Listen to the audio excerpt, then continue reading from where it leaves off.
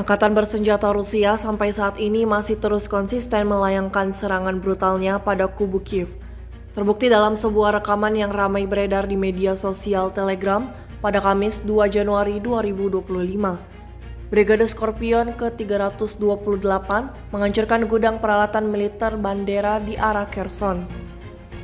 Pasukan Rusia terus mengawasi pergerakan musuhnya dan menghancurkannya secara brutal dan berkali-kali, seperti yang tampak dalam rekaman. Insiden ini jelas memberikan kerugian panjang bagi kubu Kiev.